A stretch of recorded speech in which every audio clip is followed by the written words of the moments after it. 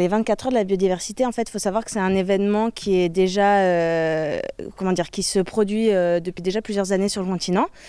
L'objectif, c'est de faire des observations de la biodiversité, donc tout groupe confondu, la faune, la flore, etc., pendant 24 heures.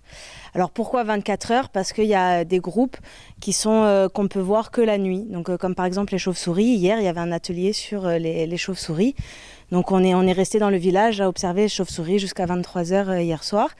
Et ce matin, ils sont partis à 7 heures du matin pour observer les oiseaux sur la plage d'A Réunion.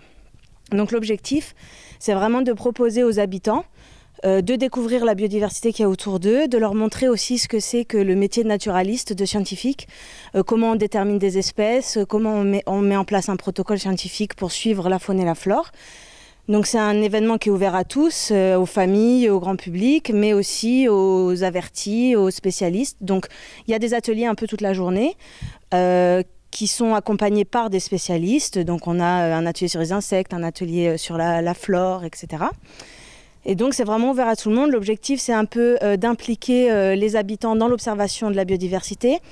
Mais on souhaite aussi pour cet événement que ce soit un peu un rendez-vous des naturalistes en Corse, voilà, autour d'un moment convivial, un week-end sympathique à Corbar. Sur ces 24 heures, combien d'ateliers différents? Alors, ça a déjà démarré hier à 17 h. On a eu 3 ateliers hier et aujourd'hui, on a 4 ateliers. Aujourd'hui, je vais présenter les insectes pollinisateurs qu'on peut trouver autour. J'ai placé des pièges hier pour voir je vais surtout présenter les différentes méthodes d'inventaire. Donc les méthodes qu'on appelle passives, donc des pièges principalement. Et les méthodes actives, donc on va chasser avec des filets. Je vais présenter tout ça.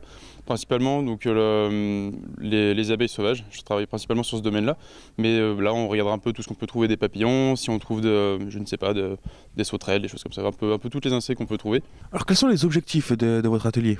Alors c'est faire découvrir aux gens les insectes qu'ils peuvent avoir autour de chez eux principalement. Parce que souvent les insectes, on voit les plus colorés, les plus gros, mais on ne se doute pas de la diversité qu'on peut avoir.